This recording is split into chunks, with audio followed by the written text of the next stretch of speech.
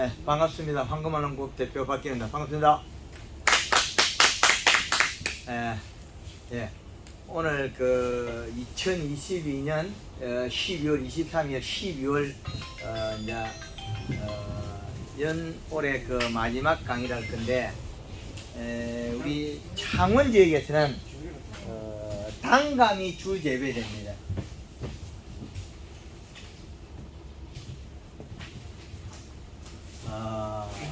감 종류는 뜰감이나 단감이나 동일한데,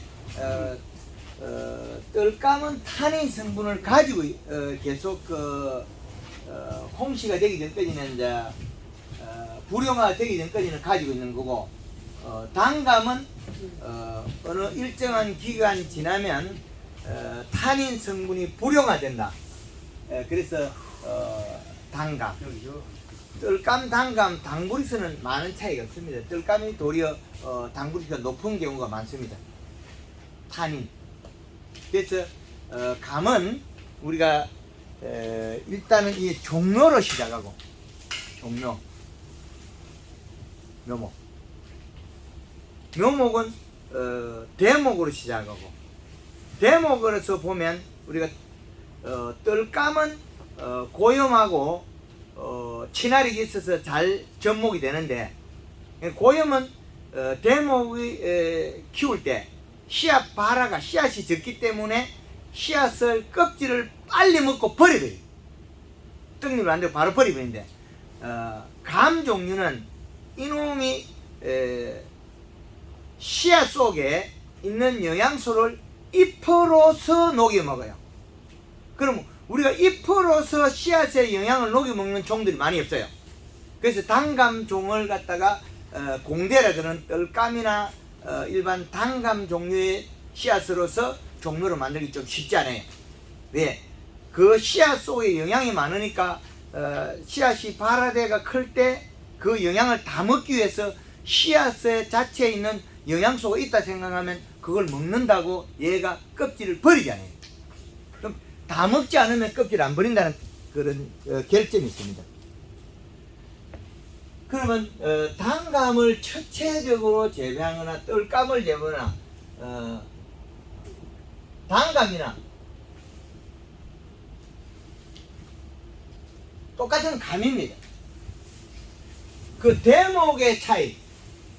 얘는 우리가 말하는 공대, 그 다음에 고염,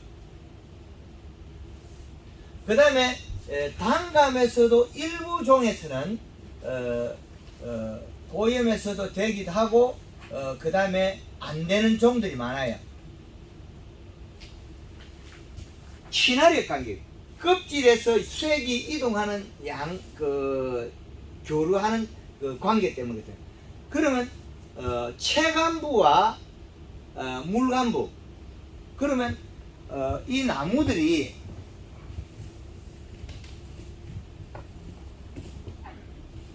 이 종묘를 팔고 나면 이 가지들인데, 그러면 얘네들이 껍질에서 껍질로 이동하고 채관에서 채관으로 이동합니다. 목질부로. 그 목질부는 얘가 통로가 크기 때문에 잘 이동하는데, 문제는 껍질에서 껍질로 이동하는, 이게 문제라는 거죠. 그래서 고염과 뜰번감은 거의 대다수가 잘 통합니다. 예, 이렇게 잘 통해요. 이거는 100%를 보면 됩니다. 자, 그리고 공대와도 이거는 또 100%. 자, 문제는 단감에 가서 이게 문제가 돼요. 공대와는 얘가 100%라는 게 나와요. 친화력이. 근데 고염하고는 친화력이 되고 안 되고 편차가 있어요. 뜰번 성질을 많이 씨앗이 안 되면 뜰번 불완전 단감. 이거는 불완전 단감에서는 100%가 돼요. 이건 100%. 자, 잘 된다. 친화력이 있다. 근데 완전 단감에 가서 문제돼요. 완전 단감에 가서 문제가 일어난다. 완전 단감은 어디에서 문제가 일어나냐? 부유에서 일어나고 태초에서 일어나고 일부에서 일어나는데, 여기에서 완전 단감에서도 차량이라든지 차량종이라든지 그 다음에 일목계 차량,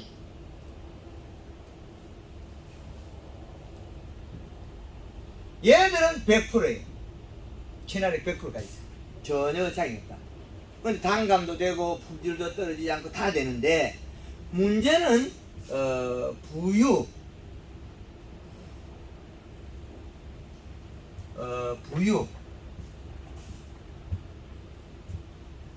그리고 지금 많이 이용하는 퇴추, 여기에서는 문제가 일어나요. 어떻게 되냐? 뿌리가 영양 공급을 못 받아요. 자, 이 나무 가지를 보면 체간부로서는 올라가기 때문에 이 나무의 잎이 달린 자리는 대나무 마디처럼 마디를 형성해놨어요. 왜 마디를 형성했냐? 거기에서 잎이 가져가기 위해서. 대나무가 이렇게 마디가 있습니다. 이 말은 여기에서는 관이 늘러가지고 올라가고 이거 좁아집니다. 그럼 여기에 모이고 그럼 다시 올라가고 올라가는. 그럼 여기에 뭐가 있냐면 대에 가지가 있어요. 잎, 나무도 역시 마찬가지입니다. 이 자리에는 막 안에다가 마디와 같은 조직을 만들어놨다. 그러면 마음대로 통할 수 있는 조직을 만들어놨어요. 이 조직은 뭐냐? 가지가 됐건 잎이 됐건 영양을 이동하기 위해서 같이 가져가기 위해서. 그럼 아니면 직립으로 가져가요. 그리고 직립으로 가져가더라도 가져갈 수 있는 한계가 있다. 식물은 거리가 멀면 멀수록 이 간이 아래쪽에 늘고 위가 좁아야 돼요. 그러면 이동 속도가 빨라요. 이동 속도가 빠른 것들은 오이라든지 호박이라든지 마디가 절관과 잎의 크기가 차이 나는 거. 나무 종류에서는 키위, 포도, 등풀성, 오미자 이런 게 있는데 오미자는 절간이 더 좁아요. 그래서 마디에 의해서 잎이 영양 전도라고 영양소는 껍질로 내려온다. 그러면 올라가는 거는 중심으로 올라가고 내려오는 건 껍질로 내려온다. 이렇게 돼 있거든요. 그러면 접목이 되고 안 되고는 갖다 붙여요. 그러면 나무가 이렇게 있다면 이 나무에 뿌리가 고염이라면 뜰감을 붙여서 부유를 붙이면 살아요. 왜? 내려가지 않을 때 얻어먹을 수 있다는 거죠. 근데 대봉나무가 뿌리가 고염이다. 퇴추를 붙이면 붙어요. 그러나 이쪽에 대봉에서 일을 한 게 뿌리 내려가서 뿌리가 먹고 살아요. 일을 해요. 올라갈 때는 오른쪽 왼쪽 그걸 몰라요.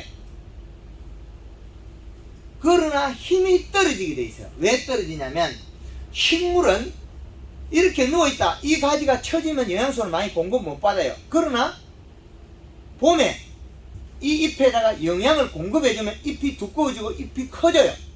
자기 스스로 자라는 기간이 있어요. 잎 스스로 결정하는 기간이 있다는 거예요. 그러나 그 결정한 영양소와 잎의 두께는 뿌리 이동하게 돼 있어요. 마늘에다가 이파리 영향을 준다. 그럼 마늘 잎이 두껍고 뿌리 많이 내려가서 뿌리가 발달을 많이 하고, 봄에 단감나무의 초기에 연면식을 한다. 황금알 농법이 개발한 동기가 단감이에요. 32년 만에 개발했는데, 그럼 요 잎이 두께를 두텁게 해주면 지 스스로 크고, 이 영양소는 잎의 관이 만들어져서 내려가는 기간이 있어요. 그럼 껍질을 타고 내려갑니다. 그 신초에서 이 가지가 만들어져서 가지의 껍질이 형성됐을 때 내려간다는 거죠. 우리가 찔레를 까먹으면 찔레가 안 까지는 부분이 있어요. 찔레 껍질이 까지는 거는 내려가는 강인이 형성됐다고 보고, 찔레의 껍질이 안 까진다. 찔레를 까면 안 까지는 거죠. 그거는 올라가는 간만 있고 내려가는 간이 없어요. 전혀 다른 이야기죠. 뿌리는 어느 걸 먹나? 내려오는 걸 먹어요.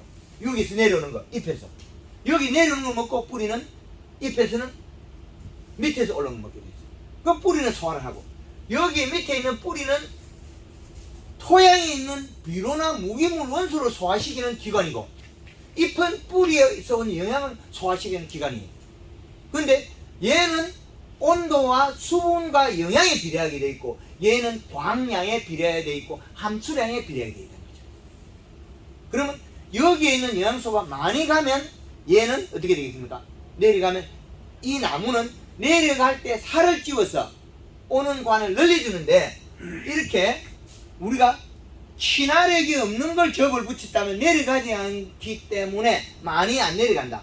그러면 여기가 10개가 내려가야 되는데 3개만 내려간다, 2개만 내려간다, 1개만 내려간다, 이렇게 되면 어떻게 되십니까? 그러면 10개가 올라가고 내려온 게 작게 내려왔다. 그러면 어떻게 됩니까? 뿌리가 노화가 되어버려요. 고엽나무에 단감을 붙이면 살아있어요. 한 3년간. 5년 되면 한 2년 지나면 뿌리가 하나도 없어요. 굵은 뿌리만 있죠.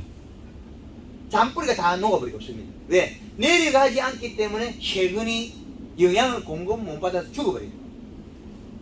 상록수 중에서도 우리가 그 사철나무 잎이 두꺼운 것들은 겨울에도 세근이 안 죽어요. 사철나무는 땅이 솟아올라요. 그런데 동백나무가 땅이 솟아오르냐? 그렇지 않아요. 그 사철이라면 사시사철 세근이 활동해야 되는데 겨울에 영양 활동을 잘 못하는. 그래서 제주도의 밀감나무가 겨울에 죽는 원인이 잎 두께가 얇아서 죽어요. 그럼 영양 축적 기간이 두 가지가 달라요. 낙엽가수는 체내 저장 양분, 낙엽가수는 겨울에 몸속에 저장하고 상록수에는 항시 잎에다 저장해요. 낙엽가수와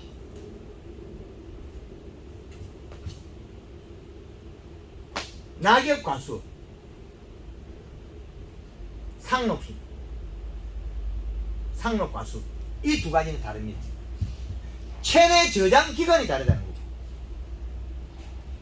낙엽가수는 그늘에 있으면 잎이 얇아지고 잘 떨어지고 커지고 이상한 행동을 해요. 근데 상록수는 그늘에 있어도 잘 안 죽어요.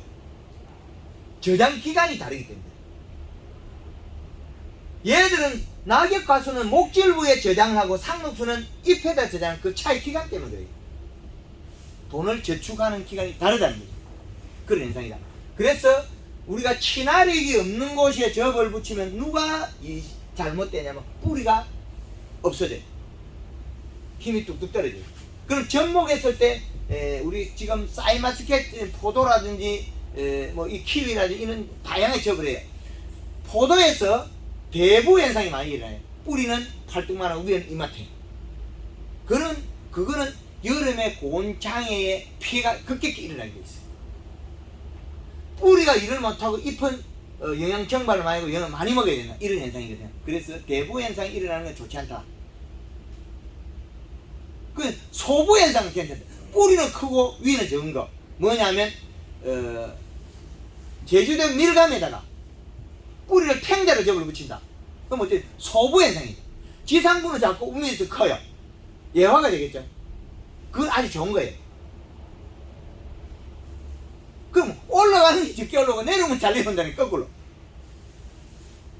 그러면 유자나 밀감을 왜 탱자를 쓰겠습니까? 예화성 때문에. 근데 올라가는 게 잘못하고 내려오면 잘 내려오거든요. 근데 포도에 대부 현상이 난다. 올라가는 건 못 오고 올라가기 잘 오르고 내려오는 건 못 내려오는. 그럼 위에가 굵게 되겠죠. 그건 뿌리가 죽어요.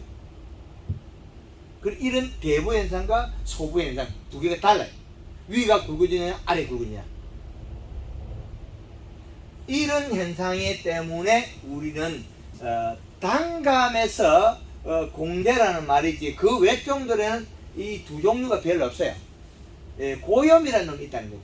그런데 이제 사과라든지 이런 거는 이제 이미 그 단계를 넘어서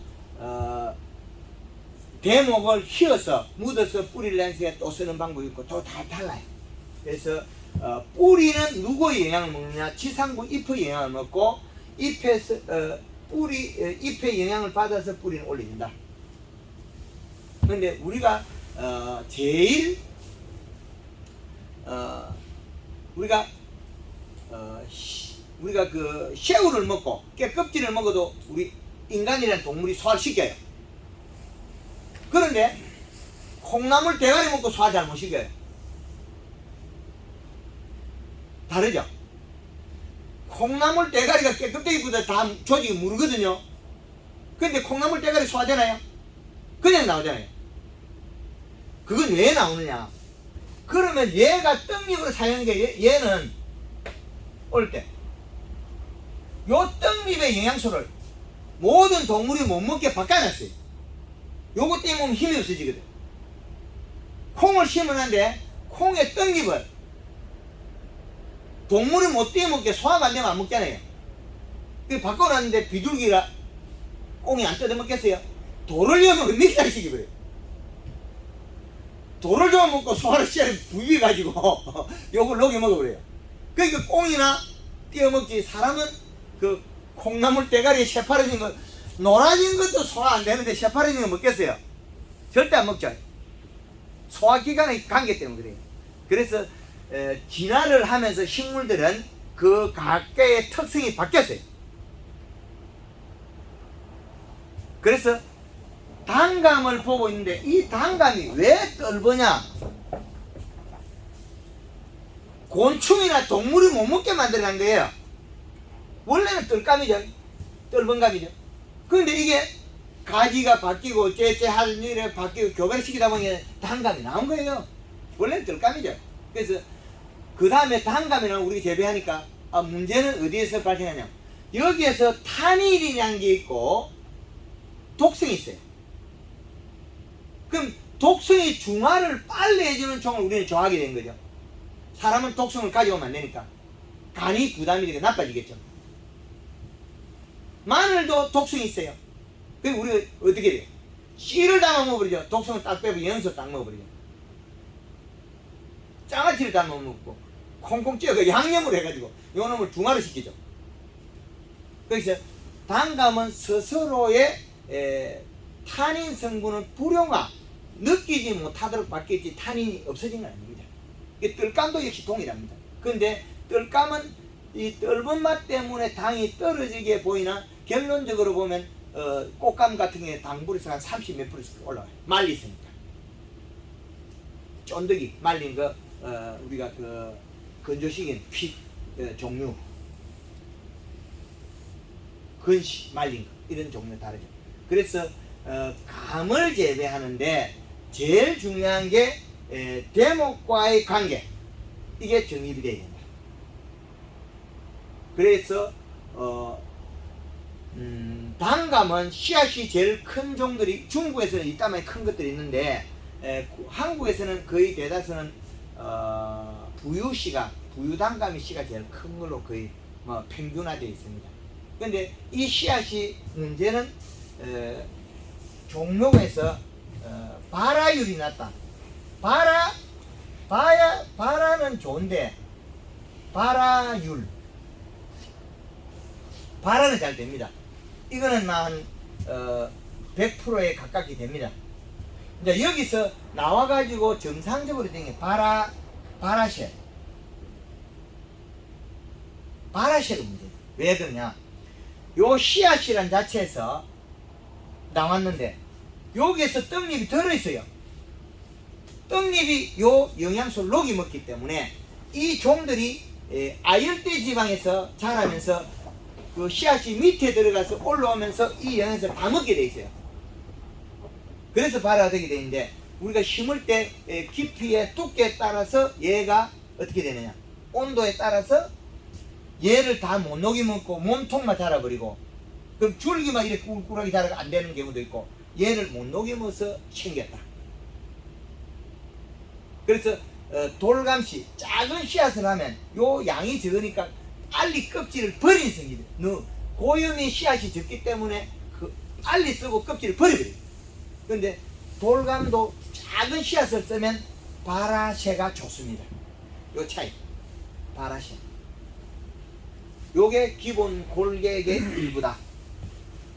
그러면 단감은 낙엽가수다. 낙엽가수는 체내 저장양분 축적합니다. 체내 저장양분을 자기가 죽지 않기 위해서 저장하는 거지, 이게 내년 농사를 100% 잘 되기 위한 거는 증명이 된 게 없습니다. 증명이 안 됐다. 박사님, 그러면 한강을 원에서도 고염에다가 접목한 경우도 있습니까? 안 합니다. 한강을 원에는 전부 공대네요. 예, 고염의 단점이 뭐냐면 습해에 약해. 고염은 습해에 약하다. 그러면 이게 뿌리가 이게 과습이 되면 썩어 올라요. 고염은 이거는 고염이에요. 그러면은 소비자가 공대는 뿌리가 습해가 되면 내려가서 가만두고 한 개 또 내려와요. 또 내려와요. 또 내려와요. 그럼 뿌리가 늘어날 뿐이고 고염하고 공대하고 두 가지 차이 이거예요. 이거는 더 좋은 행질을 가지고 있어요. 공대는 뿌리가 물에 닿으면 이 뿌리는 멈춰 있고 썩어 올리잖아요. 또 하나 더 내려가고 더 내려가고 위에서 나와요. 또 위로 가면서 자꾸 나와가 이렇게 만드는 게 행성. 그럼 소비자는 저 초기 접목을 갖다가 공대에 했는지 고염에 했는지 분별을 어떻게 해야 됩니까? 첫째는 그 농원의 신뢰도.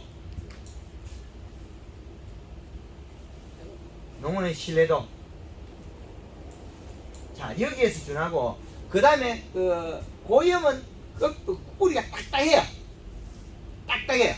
그 깎아보면 조금 있으면 노래져요. 돌감이나 공대는 깎아내면 뽀예요. 공대가 지금 공대 있는 공대라는 거는 이게 그 같은 품종끼리 같은 성질을 가졌다. 그냥 고염은 딴 거예요. 완전 종 자체가 달라요. 예를 들어서 그러면 이제 지금 부유에다가 우유를 부유를 접목했을 접을 때는 붙인다 이 말 아닙니까? 예. 그렇죠. 뜰감이나 부유는 괜찮은데 조직이 달라요. 나무의 조직이 안에 체감이 다 달라요. 우리가 제피나무하고 난디나무가 다르죠. 제피나무는 가시가 두 개 요래 붙고 난디나무는 어떻게 해요? 가시가 따로따로 붙죠. 그렇죠. 제피나무하고 난디나무 차이점은 다릅니다. 제피는 봄에 꽃이 피고 난디는 여름에 꽃이 펴요. 근데 가을에 익어요. 똑같이. 근데 대밭에 가보면 제피나무는 그 난디보다 우리가 독하다 그러잖아요. 향이 강한데 제피나무 제피를 따먹고 새들이 똥을 싸가고 대밭에 가면 제피 그 묘목이 많아요. 뽑아고 심으면 돼요. 근데 난디는 대밭에 가면 별로 없어요. 그 새가 좋아하는 거는 우리가 향신료로서는 제피를 더 좋아해요. 껍질 그거 우리가 뭐 매콤하고 그런 그 향 나는 게 새들은 그걸 잘 먹어요. 근데 씨앗은 소화가 안 돼요. 근데 새가 아무리 돌멩이를 여기까지 비벼도 소화가 안 되는 게 있잖아요. 또 제피씨, 난디씨, 씨앗들. 근데 또 끄끄랭이 풀 같은 거 있잖아요. 씨앗을 그 소화가 안 돼요. 근데 우리가 그 콩을 심으면 떡잎 있잖아요. 요거들은 그 초식 동물이 소화가 안 되게 돼 있죠. 소화가 안 돼. 우리 인간은 잡식이잖아요. 근데 콩나물 대가리 그 새파랗게 녹화된 거라서 노란 것도 소화를 못 시켜요. 근데 새들은 돌멩이 먹고 비벼가지고 소화시켜 먹는데 돌멩이 여도 소화 안 되는 게 있다니까요. 그래서 자연계에는 서로 상호간에 법칙과 질서가 있다. 아주 중요한 얘기예요. 법칙과 질서. 이 법칙과 질서를 깨트리는 순간에 많은 종들이 소멸하기도 하고 장애를 받게 돼 있어요. 많은 종들이.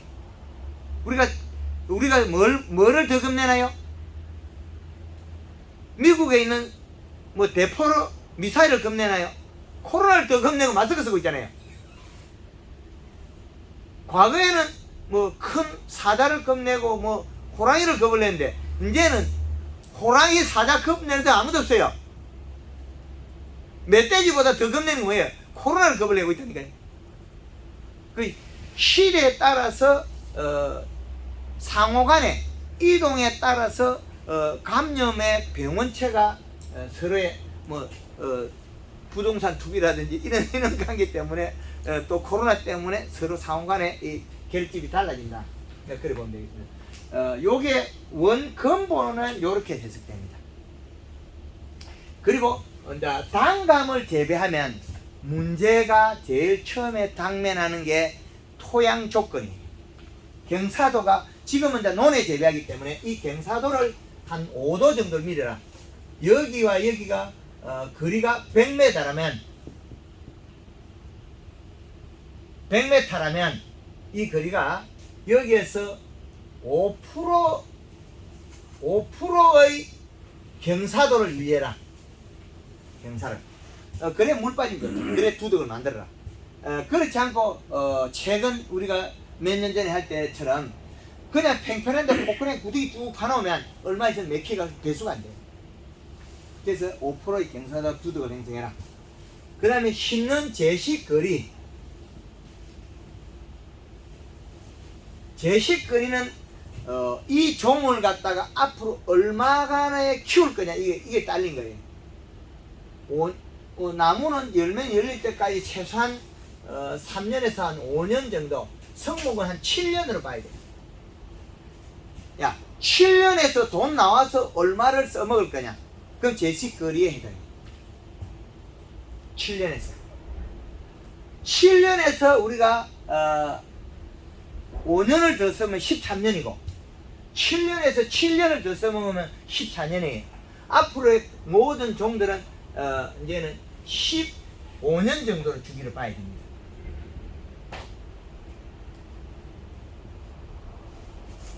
왜 15년을 봐야 되냐면 정보가 빠르기 때문에 소비자는 아주 빨리 변해요.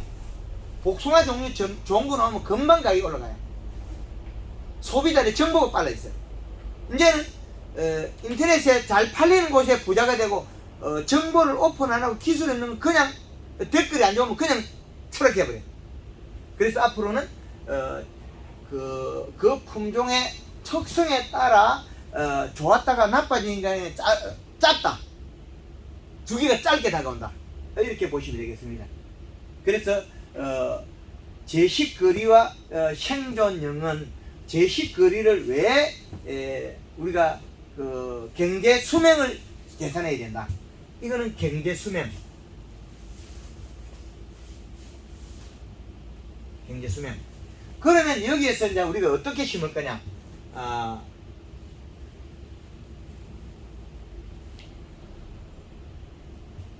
열간 종간이 나오겠죠. 그럼 여기에서 여기까지는 3을 할 거냐 4를 할 거냐. 그럼 여기에서 여기는 얼마 할 거냐. 1m를 할 거냐, 여기서 여기를 2m 할 거냐, 뭐 1.5를 할 거냐, 이렇게 나가겠죠. 그래서 지금은 여기에서 제식거리를 자 이렇게 보면 이제는 너르게 광범위하게 심을 필요가 없다. 이제 가지와 가지 간 종간의 거리를 봐야 됩니다. 이제는 1m에서 1m 52m 정도에 해야 된다. 어떻게 되냐? 요 거리는 나무가 자라야 되기 때문에 가지를 좌우로 뻗쳐서 Y자로 나간다. 그러면 요 거리는 3 곱하기 1 3 곱하기 1.5 3 곱하기 2 그 다음에 이제 조금 더 오래 써먹으려면 4 곱하기 1 4 곱하기 1.5 4 곱하기 2 이렇게 나와요. 제식거리가 경제 수명에 해당하고 그 종이 가격대를 상품 값어치가 높은 게 해당하게 되어 있다는 거죠. 제식거리가 지금은 많은 면적에서 재배한다고 경제적 소득이 높은 게 아니다. 그래서 이런 제식거리에 대한 게 결정이 달라져 나온다. 그러면 이 종묘를 심었을 때 앞으로의 토지 조성은 어떻게 할 거냐?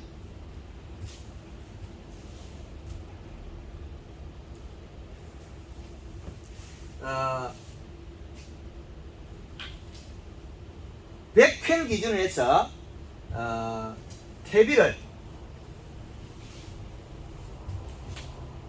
1 내지 2톤을 써라. 아, 퇴비를 1톤이 아니고.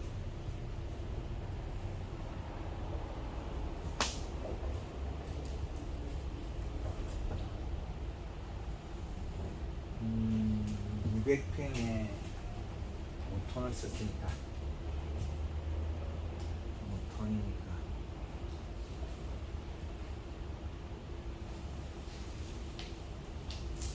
퇴비를 100평당 2.5 내지 5톤을 써라. 전체 면적을 살펴서 토지를 조성해라. 그리고 복합비로 복비를 100평당 3포 정도 써라. 복비는 어떤 비를 써야 되느냐?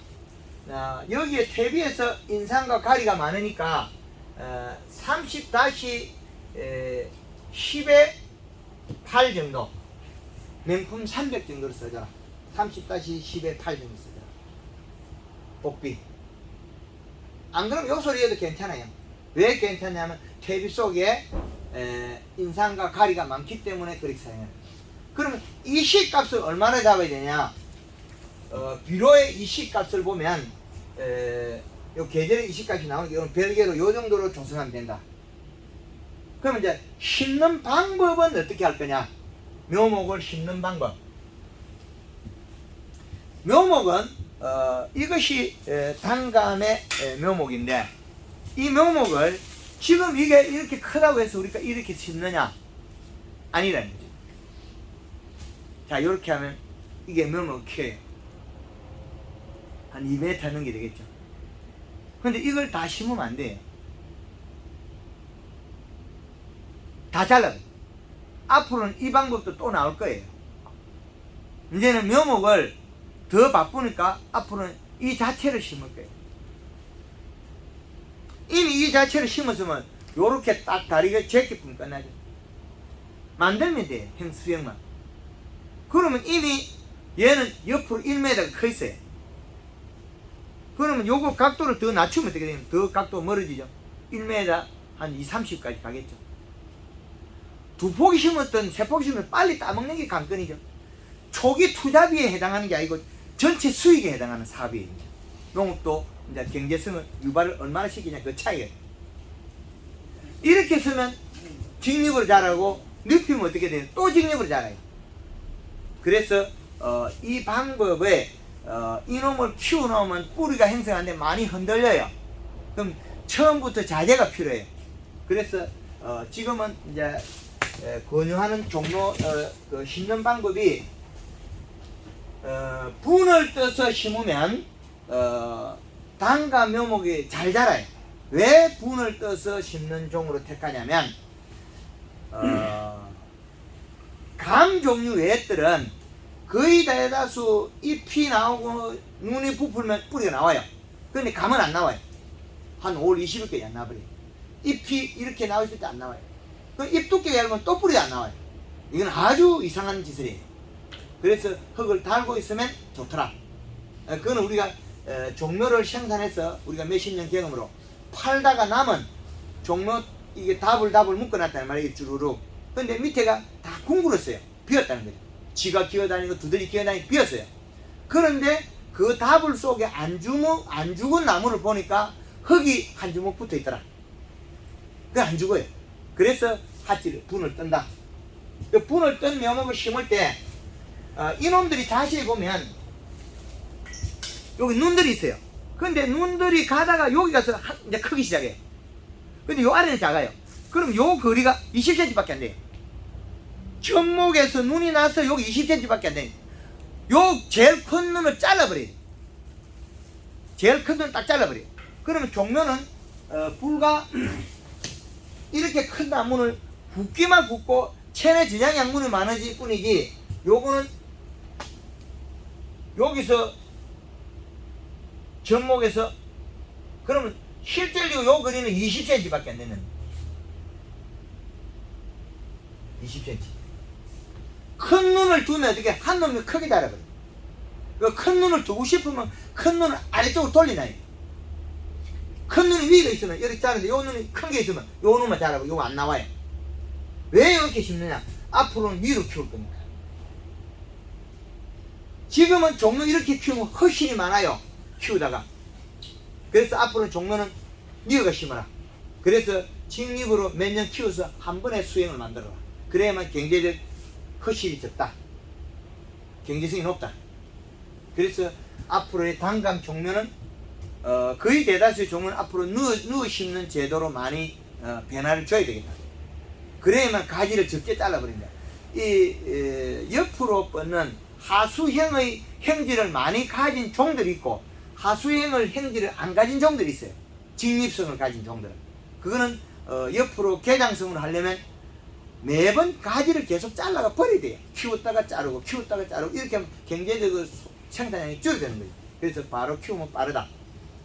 그래서 이렇게 심으면 순이 이렇게 나겠죠. 옆으로. 그러면 쪼개짐이 없어요. 요렇게만 나면 이 굵게 요렇게 나면 안 쪼개져요. 근데 여기에서 이걸 잘라버리면 얘네들 또 이렇게 오고. 이렇게 이 거리가 멀어가 이렇게 되면 다시는 이렇게 안 나요. 원주지 주간에 가까우면 가까워서 자르면 위로 솟아요. 원주간과 거리가 멀어지면 멀어서 여 끝에서는 가지가 사방으로 나와요. 원둘레 사방 팔방 나와요. 그 차이가 있어요. 그래서 원주지에 가까우면 가까워지고 힘의 강도에 따라서 직립성이 더 강해진다. 그래서 직립으로 키워서 한 번에 키워서 만들어라. 다소는 그렇게 됩니다. 그래 감의 심기까지 끝났다면 우리가 이제 토양에서 자라는데 이 감이 토양 중에 토성을 나누면 토성에 비료를 함유할 수 있는 능력의 차이다. 그 비료를 영집해서 잘 못 가지고 있는 토양에서 재배하면 우리는 경제적으로 떨어져요. 점질토의 토양 유실은 적은 대신에 장점이 뭐겠습니까? 토양의 비료는 유실이 적은데 섭해가 많은 단점이 있어요. 그런데 우리가 약간 경사가 있는 항토 땅에 우리가 퇴비를 많이 주고 땅은 위에는 푹푹하고 밑에는 항토가 있으면 이게 사발. 땅으로는 손실이 없는 땅이에요.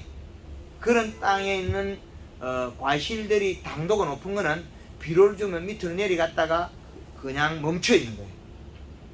근데 마사나 일부 사질토, 왕사질토에는 이 흘러가버려요.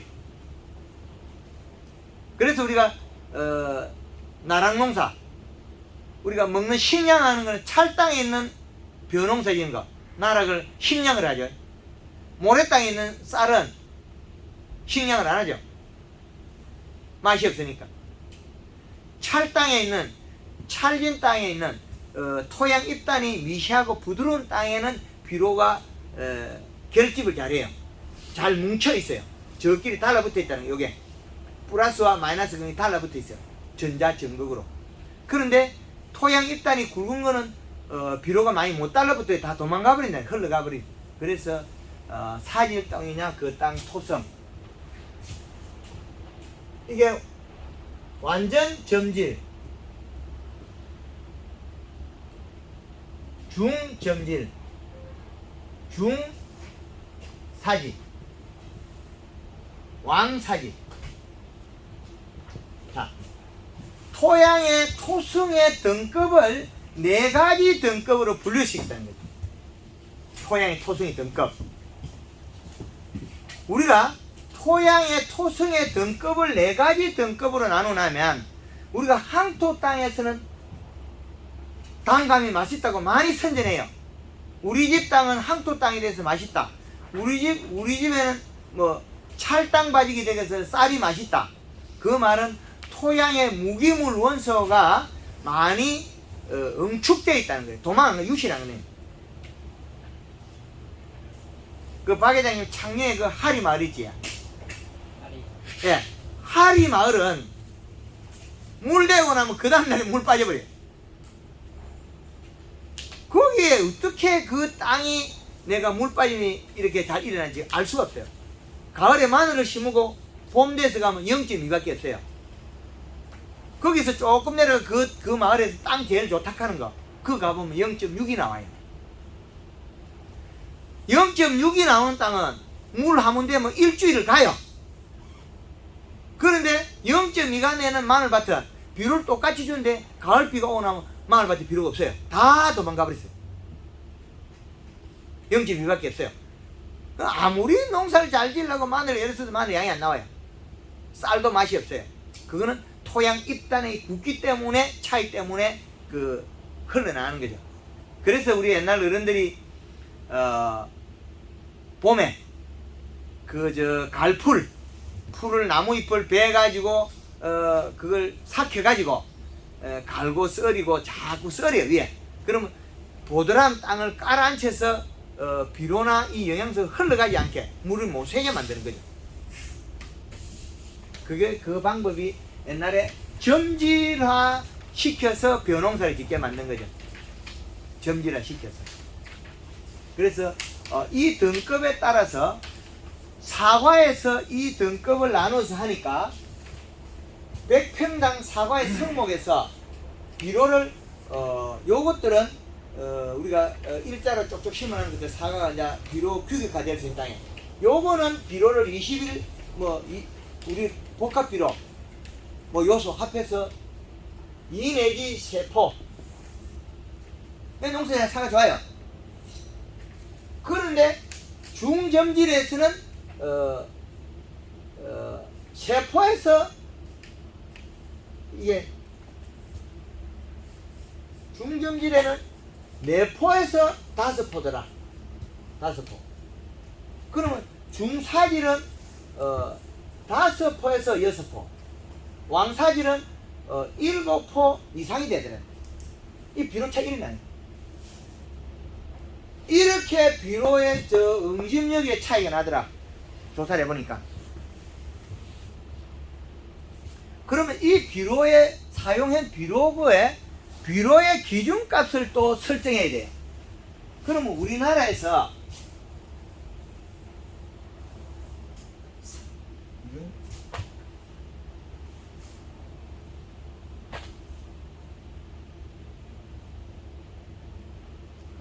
자, 사계절의 축을 나눠 놓고 비료를 나누면 이게 토양의 수분,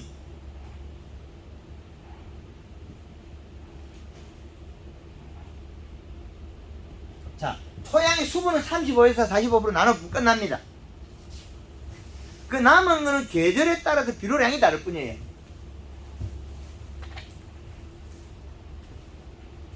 어, 12월 31일과 6월 30일, 3월 31일, 9월 30일. 자, 여기 비료값이 다 달라요. 작년에 왜 비료를 마늘에 많이 써라 그러냐면, 겨울에는 비료값이 2.7이 최고예요. 여기에서 조금 줄여가지고 마이너스 줄여서 2.4를 잡아라 그래요. 여기에서 2.7이 최고이나 사용은 2.4를 해라 그래요. 혹시나 올라갈 줄 모르니까. 그럼 봄에는 2.1이라는 거죠. 근데 이걸 줄여서 1.8을 사용하라는 거. 그 봄, 가을이 같아요.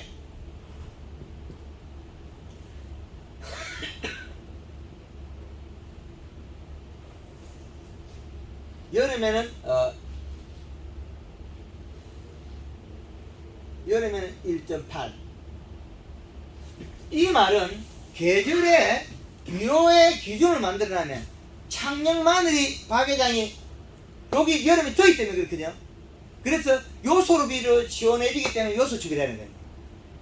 NKT로 탁 잡아지. 마늘 생산이 줄을 뿐. 제가 요소비를 계속 하라니까 이상하게 생각하잖아요. 마늘이 크고 굵어져야 되는데 가을에 날아든 요소비로 NK기면 맞아요. 여름에 마늘은 NK기면 나빠져요. 더워서. 이제 공기에 갔거든요. 여름에 되게 더워요. 이 계절의 축이 여기 7월 15일이 제일 더워요. 우리나라에서. 그 다음에 여기에 가서 1월 15일이 최고 추워요. 그 고온과 저온은 정해졌다는 거예요. 그러면 이렇게 되면 여기가 제일 더운 날 때는 6월달에 마늘이 캔다. 5월 말에 그죠? 그 더운 단계에서 더위를 싫어하는 종에다가 NK를 주면 어떻게 돼요? 더위를 타서 마늘이 생산이 줄어들어요. 이식값이 나오는데 마늘이 생산이 줄어요. 요소가 이식값이 나와야 되는 거예요. 그래서 여름에 재배되는 작물이냐 겨울에 재배되는 작물이냐. 그럼 단감은 여름에 재배되는 작물이에요. 그래서 봄에 비료 줄 때 어떤 비료를 줘야 되나 이렇게 계산이 달라지는 거죠. 이 비료의 기준값은 이렇게 표출해놨으나 우리가 사용하는 퇴비, 여기서 퇴비가 과연 질소가 몇 프로냐는 거죠. 아주 적어요. 사용해보면 퇴비에서는 주가 뭐냐면 이게 인산이 더 많아요. 퇴비 중에서도.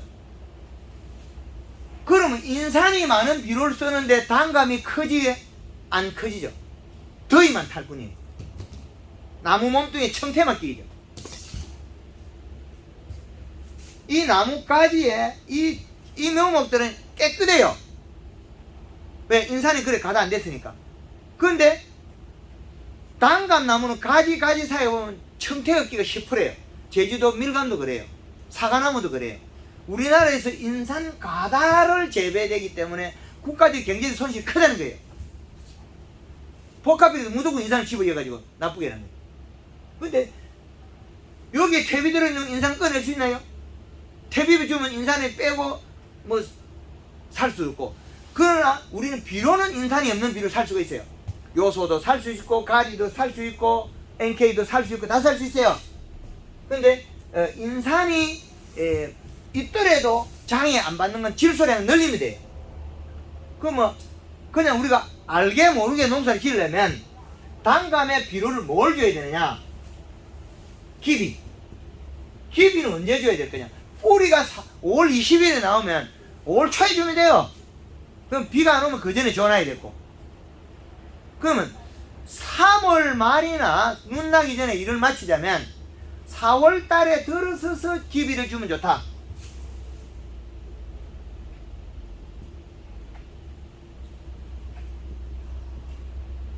좋기는 5월 초가 제일 좋아요. 비만 충분히 한다면. 이미 잃어버릴 것도 없고 제일 좋겠죠. 5월 초에. 그럼 뿌리는 이래 하면 뿌리는 5월 약 20일을 봅니다. 그럼 5월 20일 뿌리 나올 때 5월 초에 지금 맞죠? 떨어지는 게. 그런데 우리가 정확하게 조사를 해서 비료를 안 줄 경우에는 토양 분석에서 그 데이터를 맞추면 제일 좋고, 기술자한테 분석해서 보면 지상부 흙을 5cm 걷어내고 그 밑에 흙, 퇴비 주고 비료 주는 자리 흙을 가져가야 된다. 그래야만이 성분 조사가 많다. 그렇지 않으면 우리가 그냥 준다면 비료가 복비가 30-10-8 요런 비료가 있습니다. 이걸 주거나, 그럼 인산이 많다 우리는 생각할 때 NK를 30-12 그러면 인산을 뺀 비료다. 그러면 질소가 문제가 여기 있는 거예요. 암모니아트 질소는 사용은 우리가 30을 썼지만은 토양에 결합하는 과정에서 30% 없어져요. 그러면 가용성 질소는 20%죠. 20. 그럼 NK 30을 줬는데 얼마냐? 20이 되겠죠. 이렇게 구성에 따라서 식물이 변화돼요. 감히 반신제 퇴비도 안 주고 비료도 안 주면 꼭지 떨림이 없어요. 퇴비를 주고 비료를 주면 꼭지가 떨려요. 왜 떨리나? 요 가리 성분 때문이에요. 가리와 인산 성분 때문에. 여름에 더워서 못 크는 거죠. 여름에 더위에서 고온장애를 입어서 못 자라서 껍질이 딱딱해지고 못 자라요. 태추가 열과나는 것, 단감이 꼭지 떨림 현상은 가리 가다에서 고온 장애를 입어서 그렇다. 근데 우리가 덜에 있는 돌감나무 꼭지들은 잘 안 일어나요. 그냥 더 이상 먹은 게 없으니까 더위를 비료 좋은 것보다 적게 타니까. 그런데 우리가 비료를 줬다 하면 이 구성이 문제겠죠. 고온기에서는 더운 비료, 이 가리는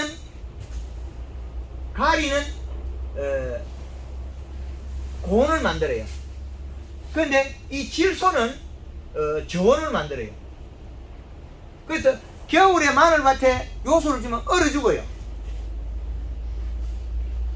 양파를 심고 가을에 요소 비료 주고 키워놓으면 잎이 말라 죽고 그 다음에 쑥다마는 게 다 나와버리죠.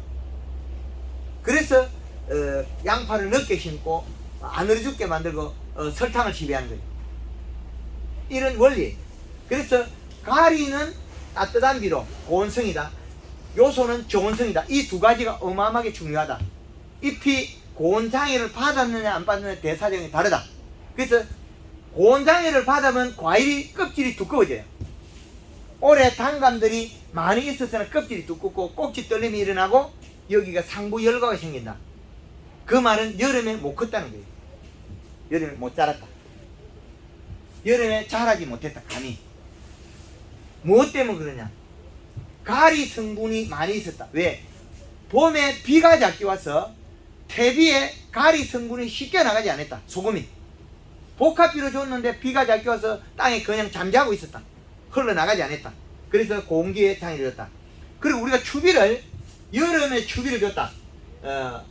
6월달부터 우리가 8월 중순까지 이 사이에 NK 18을 줬다. 이게 되면 어떻게 되냐? 이거는 엄청난 경제적 손실이 생겨요.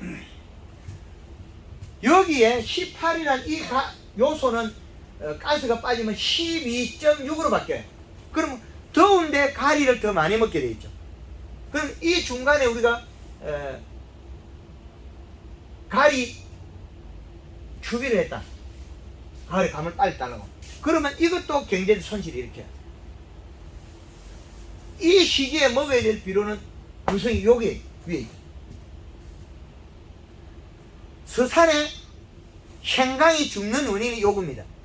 봄에 퇴비를 넣고 복합비료 넣고 심어놓으면 7월 말까지 살아있다가 8월 달부터 실금실금 죽어요. 노랑뱅이다 무름뱅이다 죽거든요. 더워서 죽어요. 뭐냐? 가리가 많아서 그래요. 근데 요소비료 좀 안 주고 살아나요. 인삼이 이와 원리가 같아요. 인삼. 우리나라 인삼이 잘 죽는 원인이 요거예요. 그리고 전라도 고창의 복분자가 언덕에 내려가 있는 건 풀약을 쳐도 잘 안 죽어요. 그런데 우리가 재배하는 건 3년 못 가서 죽어요. 뭐냐? 우리가 퇴비를 주고 복합비를 줘서 그래요. 여름에 더워서 죽어버려요. 이렇게 해서 비료의 성질에 따라서 가리는 따뜻한 비료 여름에 적게 먹어야 되고 요소는 시원한 비료 여름 많이 먹어야 된다. 그래야만이 식물이 대사적이 원활하다. 함수량이 그러고 가리를 많이 함유를 하게 되면 잎 두께가 얇아져요. 근데 질소를 가지고 여름에 잎이 두꺼워져요. 그 두 가지 다르다는 거예요. 그래서 우리가 이 작물 재배에서는 그 사계절에 있기 때문에 다르다. 우리가 네덜란드에서 기술을 배우면 반쪽짜리 기술을 배워요. 겨울이었기 때문에. 네덜란드에서는 대기습이 일정해요. 한국에는 여름에도 대기습이 없을 때도 있어요.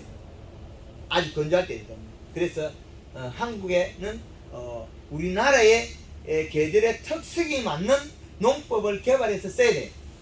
데이터베이스. 그래서 강원도에 있는 배추가 온도가 낮고 가리 성분이 있어도 그 온도에 견디기 때문에 여름 배추가 고냉지 배추가 있어요. 근데 그 고냉지 배추를 낮은 데 재배해도 괜찮다. 그러나 낮은 데 재배하면 안 될 원인이 많아요. 왜 그러냐? 이미 토양에 가리가 너무 많아서 그래요. 가리가 너무 농축이 많이 되어 있다는 거예요. 가리 비료가. 그래서 우리가 복합 비료의 그 실과 덕을 이제 증명해낸 거예요. 마늘 심을 때 우리가 밑비료를 완효성을 4포, 5포, 6포 이렇게 넣으면 추비는 계속 요소만 써야 됩니다. 왜? 가리가 많기 때문에. 요소는 암모니아태 질소는 가스로 30%가 도망가 버려요. 그러면 우리가 30을 줘도 20밖에 안 돼요. 그럼 20일까지 복합비료 주면 여름에 가리 가다가 피해가 일어나요. 우리는 20일까지 복합비료 좋다 생각하는데 그게 좋은 게 아니에요. 결코 좋은 게 아니다. 이런 원리 때문에 그렇습니다. 그래서 계절의 이 시값이 아주 중요하다는 그렇게 봅니다. 이런 이제 원리 기본을 가지고 난 다음에 이 식물이 어떤 영향을 많이 받느냐, 방금 보면 여기에서 결점이 나와요. 방금 하는 거 32년에 단감에서 개발해냈는데 이 뿌리가 형성되는 게 올 20일이란 말이에요. 그러면 지상부가 자라있는 건 어떻게 자라있냐는 거죠. 그럼 세근이 없으면 수분으로서 체내 저장 양분을 녹여서 쓰는 거죠. 그러면 잎의 크기를 형성할 수 없다. 그러면 이 과일이 커야 되는데 크기는 누가 결정하는? 잎이 두께가 두꺼우면 그 옆에 있는 과는 세포 분열이 많아서 크게 돼 있어요. 그런데 체내 저장 양분을 녹여 먹다 보면 가지 굵은 놈은 크고 가지 가는 놈은 적게 돼 있어요. 그런데 그 관계를 갖다가 풀어낸 게 황금알롱법이라는 거예요. 초기 연면 시비로서 작은 가지나 큰 가지나 잎이 태어났을 때 그 잎을 두께를 유지해주면 얘들은 생각이 거기서 멈춰 있어요. 아, 잎이 두꺼우니까 내가 세포 분열을 그 가까이 많이 해요. 그런데 잎이 두꺼운 잎에서 영양소를 뿌리로 가면서 이 가지를 살을 찌워요. 그럼 어떻게 되겠습니까? 뿌리는 가지가 살이 찐 거, 그러니까 우리가 옛날에 소나무 송고벗기 먹는 거, 송고벗기 먹는 게 가는 거는 털고 맛없어 안 먹죠. 굵은 거 보면 먹는 거, 보면 꿀 오를 때 그건 뭐냐, 잎에서 내려가는 장면이거든요. 그 올라온 게 아니에요. 내려가는 거죠. 내려가면서 껍질이 살을 찌운 거죠. 그래서 잎에서 내려주면 내려가면서 껍질 밑에 살을 찌워요. 올해 당년에 사용할 영양의 관을 만드는 거예요. 내려가면서 만들어요. 그럼 그거는 꿀청이 만들어지고 맛있는 청이 만들어지고 목질화가 돼서 그게 조직은 영양이 오르는 관이에요. 그래서 도장지 나기 전에 이 가지의 잎의 두께를 먼저 유지해야만이 된다는 거예요. 결론은. 그렇죠. 그래서 이 관계가 아주 중요한 거예요. 도장지 나기 전에 먼저 잎을 두게. 그럼 이 가지가 적으면 이 나무는 어떻게 되냐? 영양이 들어가지 못하니까 여기 도장지를 뚫고 나와요. 뚫고 나온 거예요. 도장지는 뚫고 나왔기 때문에 과일이 안 큰 거예요. 여기에 작았기 때문에 이쪽으로 오는 거예요. 봄에 연면시비에서 이 잎에 좋은 영양소가 내려가면서 살을 찌웠더라면 여기 영양소는 목질부에서 이쪽으로 가요. 그런데 이 부위가 안 크니까 어떻게 이쪽으로 뚫고 나온 거죠. 옛날에 양숙이 논물 된다고 수리 시설이 안 좋을 때 물을 퍼면 악셀레이터 좀 가바나 올리면 양숙에 저기저기 물이 새요. 그 원리와 똑같습니다.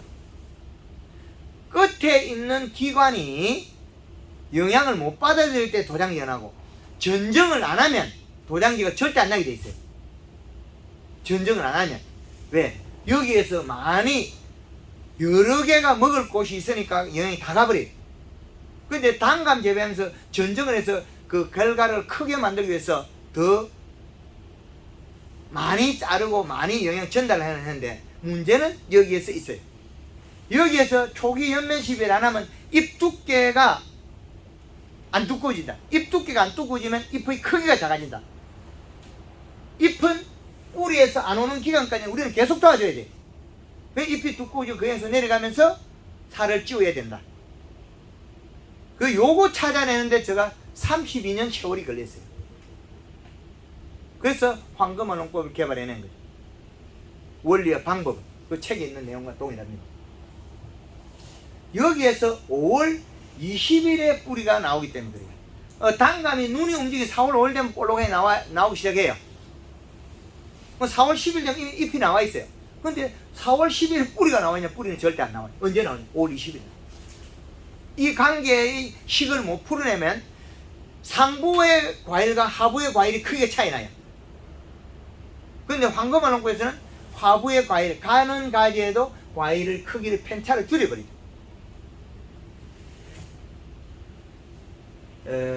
유튜브 영상에서 아주 많았던 게 그 함량의 사과가 SS가 많이 맞는 데는 이렇게 크고 위에 거 더 작은 게 있다. 그럼 단감은 보면 위에까지 큰 게 나오고 밑에 적거든요. 이 말은 여기에 달린 이 과일 옆에 주변의 잎의 두께와 그 영양소가 내려가면서 관이 크게 연결됐다는 거예요. 뿌리로서, 뿌리에서 오는 관이. 그거는 봄에 결정하더라는 거죠. 봄에 연면 시비가 모든 생육의 시작을 거기에서 결정해요. 내려가면서. 잎이 두께가 두꺼우면 자기 스스로 자라더라. 잎이 두께는. 그 연면 시비에서 잎을 두껍게 만들어주고 비가 오거나 자기 생육에 따라 또 자라요. 그리고 그 형성되면서 또 내려가요. 일부는. 내려가면서 가지를 살을 찌워요. 그건 도장지 나기 전에 다 그렇게 형성해야 된다. 그게 아주 중요합니다. 그래서 밝은 재를 써서 뿌리를 만들면 그 에너지가 어디서 왔냐는 거죠. 에너지원. 호르몬을 사용했다. 자, 우리가 막걸리가 좋으냐, 소주가 좋으냐, 양주가 좋으냐, 이래 나누겠죠. 열량으로 보면 거의 비슷해요. 그런데 우리 인체에 미치는 양 완전히 다르죠. 막걸리 먹은 사람이 그 우리가 술병을 적게 하고 소주 먹은 사람이 술병을 많이, 이런 차이가 나지 않습니까? 그런 차이도 일부 있다는 거죠. 그래서 작물이 어릴 때 어떤 환경이나 영양을 먹이냐에 따라서 다 바뀌는 걸 찾아낸 게 황금알롱구의 기초 이론입니다. 이걸 잘 활용하시면 누구나 농사를 잘하시 기본이 됩니다. 그래서 하나 질문을. 예, 지금 저게 5월 그러게 뿌리에 말이네. 예. 그리고 5월 20일 날 뿌리가 나오고 이미 벌써 5월 되면 잎이 나는데 그렇죠. 그 잎 나는 영양소는 뿌리로부터 안 받고 그럼 어디 받아가지고 잎이 납니까? 여기에 보면 네. 그 상록수와 아까 그 강의를 했는데 네. 상록수는 잎에다가 저장해서 쓰고 네. 낙엽가수는 체내 이 속에 있어요. 요게. 예, 그렇죠. 여기 있는 걸 녹여 먹어요. 그래서 가을에 단풍 들이기를 하는 거예요. 그러면 뿌리는 가만히 있어도 예. 그 체내에 있는 그 줄기에 있는 그 수분 그렇죠. 가지고 잎이 난다. 처음에 이게 지금은 색깔이 파랗질 않아요. 예. 봄 되면 이게 껍질이 새파래져요. 여기서 엽록소를 바로 잎 나기 전에 만들어서 바로 내려요. 그럼 내리고 뿌리에서 저장을 해요. 뿌리가 딱딱하다 그랬죠. 아까 그 고염은 뿌리가 딱딱하고 뜰감은 부드럽고 이 차이에 따라서 나무의 힘 차이가 나는 거예요. 고염 뿌리와 그 차이가 납니다. 줄기에서. 예, 그래서 낙엽 가수는 목질부나 자기 생체에다가 저장을 하고 잎이 없으니까. 그리고 단풍이 들면 뿌리가 굶어 죽어요. 그런데 단풍을 안 들으면 어떻게 돼요? 뿌리가 안 죽어요. 그러면 단풍이 안 들고 낙엽이 지면 잎에서 지금 내려가고 있던 영양소를 먹고 뿌리는 계속 비료를 빨아들여요. 그럼 몸속에서는 뭐가 차느냐? 소화되지 않는 비료가 착적이 돼버려요. 그래서 마늘에 겨울에 연면시비에 설탕을 썰어가는 게 목적이 그거예요. 예, 겨울에 마늘에 연면시비에 설탕을 썰어가는 게 완전하게 소화되지 않는 질소분은 겨울에 동해를 일으키고, 그리고 이 나무가 단풍이 들지 않고 낙엽이 져버리면 뿌리는 지금 내려가고 있던 영양소로서 계속 활동을 해요. 비료를 가져와요. 단풍이 들어버리면 그 활동이 멈춰요. 굶어 죽어요. 뿌리가. 뿌리는 굶어 죽는다. 이 나무가 뿌리가 최근에 굶어 죽었어요. 얘들은 단순해요. 그래서 우리가 낙엽수들이 뿌리가 어릴 때 그렇게 많았는 게, 나무가 컸으면 뿌리가 너무 많아 땅이 솟아올라야 돼. 그런데 굵은 뿌리에 땅이 솟아오르지 일반 나무 땅 주변에 땅이 솟아오르지 않아요. 1년 쓰고 새거는 죽어요. 여름에 활동한 비료는 뿌리는 계속 죽어요. 올해 썩은 내년에 사가지고 또 목질화된 뿌리들은 살아남아요. 그런데 지상부에서는 이 내년에 나를 해순의 눈으로서 저장을 하고, 뿌리에서는 마디가 다 돼 있어요. 대마디처럼 하얗게 이렇게 돼 있어요. 그 자리가 내년에 나올 뿌리의 눈이, 그 체내 저장량 확보가 많이 되면 안에 뿌리에 살이 찌면서 눈을 많이 만들어요. 그럼 이 얘네들이 황금알롱법으로 종류를 만들었기 때문에 마디가 거의 비슷한데, 요것도 비가 온 날짜하고 조금 차이나요. 여기 늘고 여기는 좀 좁아요. 각 cm가 달라요. 여기는 또 달라붙었어요. 여기 연면십이 했다는 거예요. 우리 그 박 회장님 마늘에 연면십이 해고 안 해고 차이에서 마디가 다르죠. 달라붙고 떨어지고 달라붙고 떨어지고. 나무도 역시 마찬가지로 어떤 영양을 먹었느냐에 따라 다릅니다. 그 나무들은 식물은 자기가 필요한 충분한 비료, 여기에 있는 계절의 이식감, 요 비료가 있으면 웃자르질 않아요. 간격이 좁아요. 근데 비료가 부족하면 어떻게 돼요? 잎 두께가 얇아져요. 그러면 키를 키워요. 마늘이 키가 이만히, 어떤 거는 우리 무릎까지 이까지 올라오죠. 한 이거만 크죠. 80cm, 이게 뭐 여기까지 온다 그러죠. 그런데 그게 마늘이 많이 나오냐? 그거 아니거든요. 키 큰 마늘이 생산량이 별로 안 많습니다. 우리 박 회장님 마늘 키 요만하죠. 그런데 마늘 양은 엄청나게 나오죠.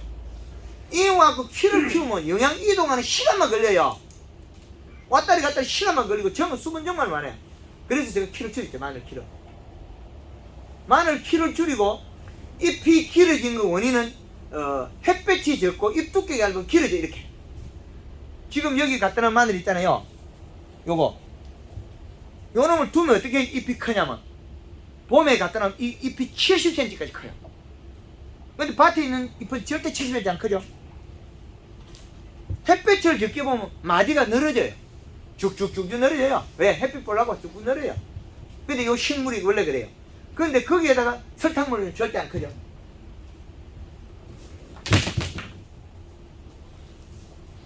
박 회장님 집 밭에가 이만한 이파리 없죠. 이렇게 긴 거.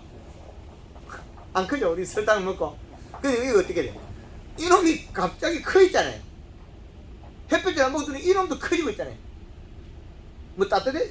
우리 그 사무실에서는 그런 것도 있고. 지금 여기에 달려있던 이파리 원래 가지고 하나 떨어진 거 여기 두고, 여기 그 어령에 그 군의원님 있죠? 이게 예 밑비로 6개 먹고 추비 요소 1개 먹고 7개 먹는 거예요. 추비 무시를 했네. 그렇죠. 가을에 추비 1개 들어갔어요. 근데 또 마늘 위해서 안 먹어. 요거 그 감 끝내놓고 하겠습니다. 마늘. 예. 그래서 식물은 자기가 자라야 되는 기준을 설정해놓고 커요. 기준은 친구가 집에 술을 한시 두니까, 냉장고에 두니까 그 집에 자주 가는 것처럼, 식물이 비료가 작으면 잎 두께가 얇고, 잎 두께가 얇으면 키를 키워요. 우리가 지금 고추가 키가 크면 어떻게 해요? 비료 많이 줘서 그렇다. 비료 적게 줘서 그래요. 비료를 적게 주면 마디가 넓어지고 잎이 자꾸 넓어져요. 비료량이 적정량은 여기다가 계절의 이식값을 개발해놨지 않습니까? 여기다가. 우리나라의 농업에 기준이 없다는 거죠. 사계절의 기준값을 딱 만들어 놓으면 누구든지 편리하겠습니다. 이 표를 타지면서 전국을 다니면서 황금을 얼마나 고생했겠습니까? 획기적인 방법이에요. 측정해가지고 그 다음에 비료 성분만 나누면 되니까. 그런데 이게 없어서 얼마나 고생했어요. 영농교육이 뭐라 하겠습니까? 내 따라하면 잘 된다. 계속 체험담을 이야기하죠. 강의 중에 측정기 있나요? 없잖아요.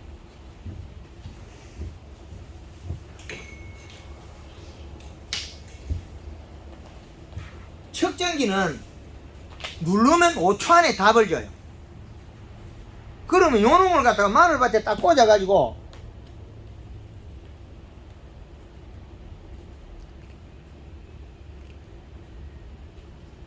버튼 눌러놓고 몇 초만 기다리면 되겠죠. 자, 이제 결과 나왔습니다. 조금만 꽂아 나옵니다. 수분 37.2%에 이시가 1.7 나와요. 그러면 마늘밭에 가서 우리 마늘 앞으로 잘 되겠다 못 되겠다는 얘가 이야기해줘요. 마늘밭에 물 퍼야 되나 말아야 되나 얘가 이야기해줘요. 그럼 단감밭에 가서 요 비료 뭐 하고 웃자라는데 이 기계한테 물어봐야 돼. 단감 농사 지으면서 이거 측정기 가진 사람 대한민국에 몇 명 안 될 거예요. 단감 농사. 사과는 많이 보고했어요. 사과, 복숭아 이런 거. 측정기가 없는 주먹구구 농법을 아직까지도 그냥 했어. 날 따라 해봐라. 내 따라 하면 잘 된다. 내 따라 해도 토양이 다르고 다 달라요.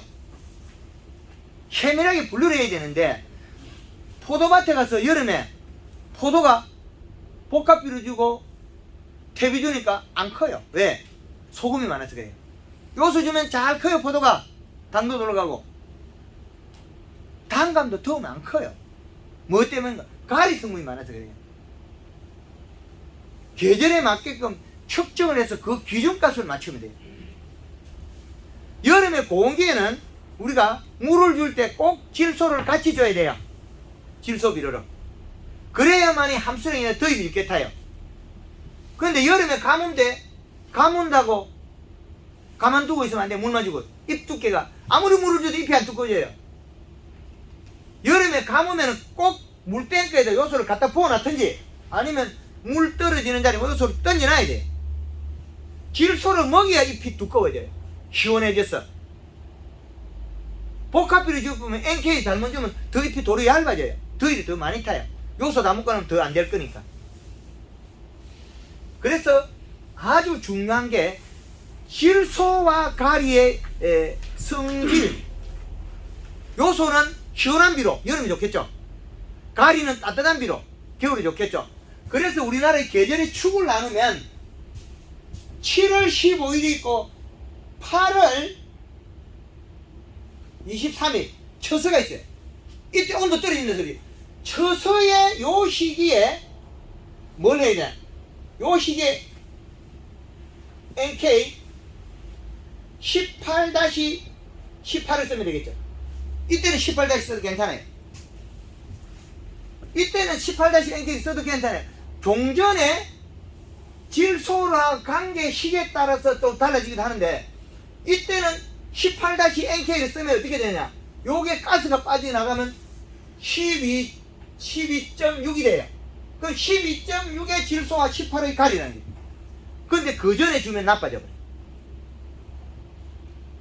그 전에 토양의 비료값을 퇴비와 구성을 어떻게 했냐에 따라서 여기에도 이 비료를 줘야 되냐 말아야 또 다르는. 그렇지 않으면 여기에다가 요소를 반포 섞었어요. NK 한 포에다가 20kg에다가 요소를 10kg 혼합해서 써야 돼.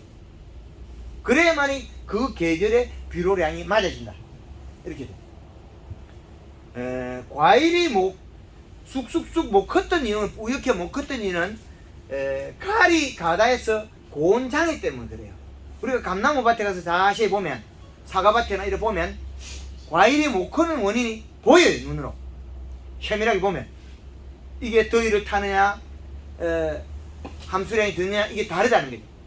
그래서 우리가 농사에서는 이 기준을 꼭 사용해야 된다. 그래서 계절의 축을 잘 이용해야 된다. 여름에 제일 더운 날이 여기다. 그러면 여기가 우리가 상반기가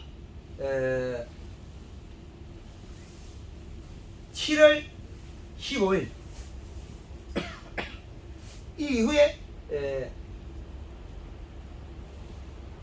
하반기는 7월 15일 이후 여기에 따라서 영양 공급 연매실 방법이 달라요. 여기는 골드 그린 두 번에 칼라 한 번. 또 후반기에는 칼라만 이렇게 됩니다. 그리고 목매 시비는 그린. 여기에 부작에 들어가는 건 설탕과 가리 이렇게 들어가요. 그 설탕의 역할이 아주 중요합니다. 탄수화물 때문에. 설탕을 얼마나 쓸 수 있냐? 목매 시비 때는 5kg까지 쓸 수 있다. 그린 2리터에 설탕 5kg. 여기에다가 식용유와 퐁퐁을 넣으면 춤과 균을 잡을 수 있다. 춤과 균은 식용유 5 내지 한 10리터까지 가능하다. 여기에다가 퐁퐁을 4리터 정도 넣으면 된다. 이렇게. 그리고 여기에서는 설탕을 3kg 정도. 그럼 가리는 1에서 3kg 정도까지 활용해야 된다. 또 하반기에서는 여기는 설탕은 500g, 가리는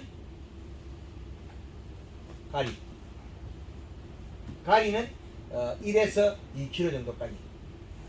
이렇게 하면 내가 원하는 작물이 다 바뀌어요. 이거는 어느 종에다 합해도 동일합니다. 여름에 재배되는 작물입니다. 근데 복숭아에는 함부로 설탕을 쬐끄만 때 이상 쓰면 안 돼. 틀에 배기니까. 뺀질이 복숭아하고 자두에는 괜찮는데 그렇고 샤인마스켓도 설탕을 알이 조그만 때 쓰고 못 쓰게 하고 그 품종 간에 다르다는 거죠.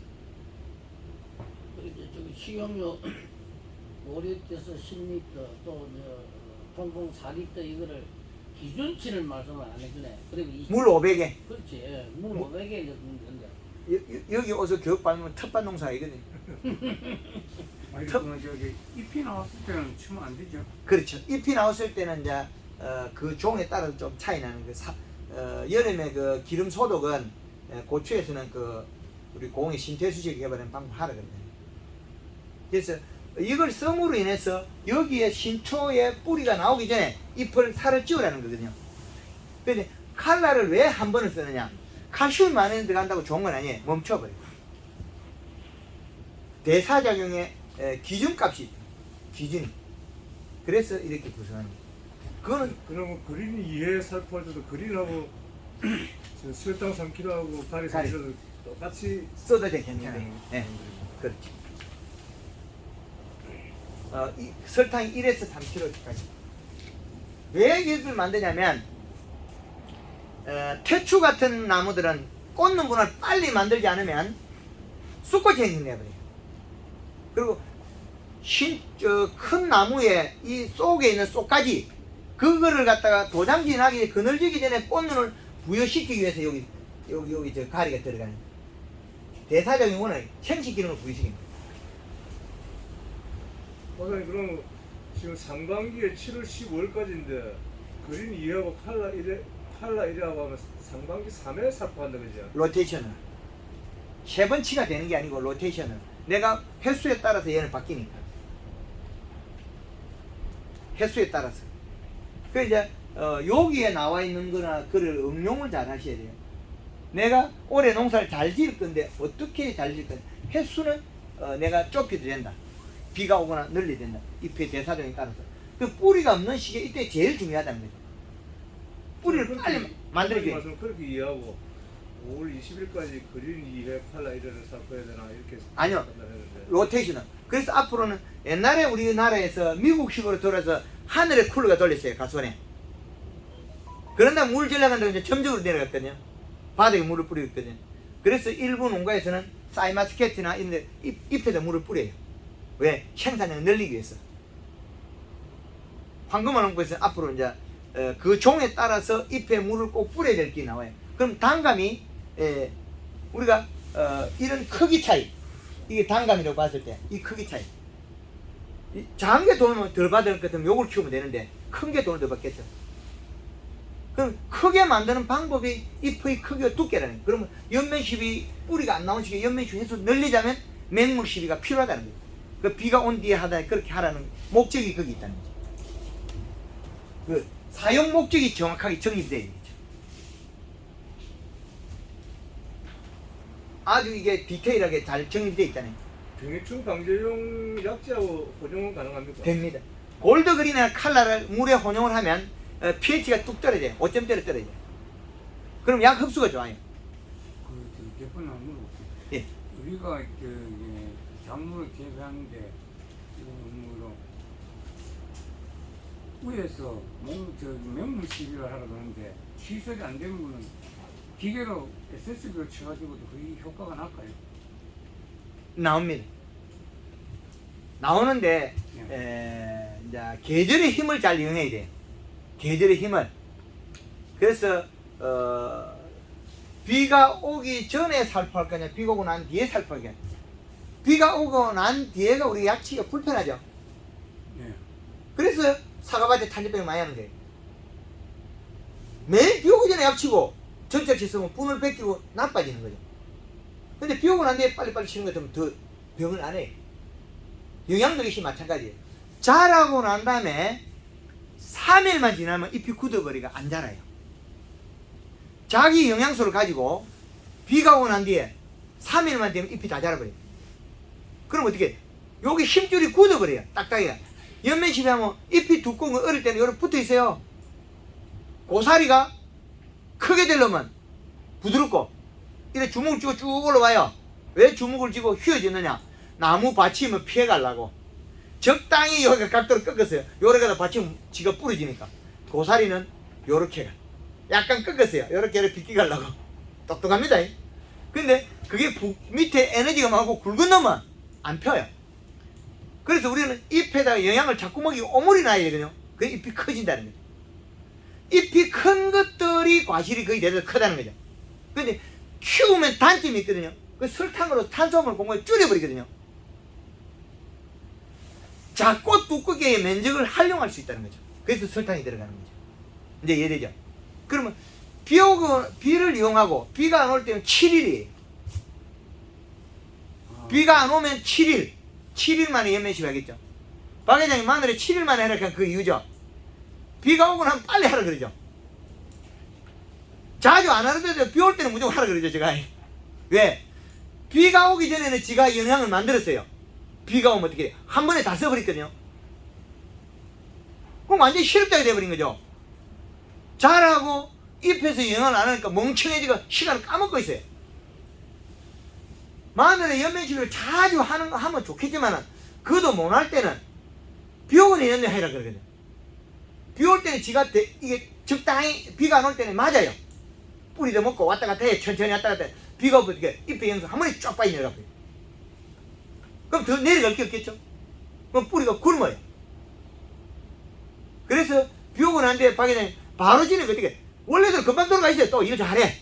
근데 횟수를 자주 하면 좋겠지만은 경제적 비용도 있고 힘도 들고 그러니까 어떻게 비 오고 난 뒤에 탁 치우면 돼. 그 일주일 만에 그 효과를 누리자면 일주일 만에 하면 돼요. 비가 안 올 땐. 로테이션. 그게 요 기법이 있는 거예요. 그래서 샤인마스켓 같은 경우에는 왜? 물을 뿌리고 영양 주고 물을 뿌리고 포도가 크면 더 좋으니까. 물을 안 뿌리면 자칫 잘못하면 잎이 쭈글쭈글해지면 바이러스 크는데 그래 되면 포도 껍질이 두꺼워져 버려요. 그래서 봄에 단감이 잎이 쑥 커버렸다는 거죠. 그 다음날 연면시비하면 잎이 딱딱 굳어버려요. 그때 영상에도 많이 있어요. 이틀 있다가 연면시비를 가면 이제 잎이 안 오미지고 끝만 이렇게 오므려져요. 살이 찌면 안 오미니까. 어릴 때는 살이 찌면 힘줄이 굵어지고 다 크고 나서 살이 찌면 앞이 살이 쪄요. 그리고 뒤로 뒤집어져요. 이렇게 펴져요. 두 개가 다르죠. 어릴 때 살이 찐 거는 힘줄이 뚫고 안으로 오미고 마늘이 이렇게 되거든요. 뒤가 살이 찌니까 마늘이 뒤에 살이 찌 이렇게. 양파도 이렇게 돼요. 그 알로에 같은 거 이렇게 돼. 살이 찌면 이렇게. 그 단감이나 낙엽이나 이 과수 이런 것들이 이렇게 상록수도에서 마찬가지 잎이 살이 찌면 펴지는데 어릴 때는 살이 찌면 오매요. 근데 이게 햇볕 3일 보면 어떻게 내는 영양이 없다 안 온다 잎이 굳어가는데 일하려고 딱 피어버려요. 어릴 때는 좀 오므리가 이게 두꺼워 이거 더 커야 된다. 그래야만이 그 영양소 내려가면서 가지를 살을 찌우고 가지가 살이 쪄야만이 뿌리에서 온다. 이게 봄이라는 거죠. 그 이제 이해가 되죠? 예. 지금 우리가 학교에서 배우거나 영농 교육을 받았을 때 황금알 농법 이론하고 전혀 다를 거예요. 황금알 농법 이론은 식물을 리드하는 거예요. 데려가죠. 분석해놨죠. 비료값을. 예. 그래서 황금알 농법 이론과 황금알 농법 강의에 숫자가 많죠. 1, 2, 3, 4가 엄청 들어있죠. 강의 중에 1, 2, 3, 4를 많이 쓴다는 정확도 차이 때문에 그렇습니다. 정확도가 없으면 그냥 크게만 하고 말아버려요. 황금알 농법 강의는 몇 년 있다 또 바뀝니다. 왜? 또 더 좋은 기술이 개발돼 또 첨가하니까 계속 첨부합니다. 오전 강의를 마치고 식사 후에 다시 진행하도록 하겠습니다. 네, 감사합니다.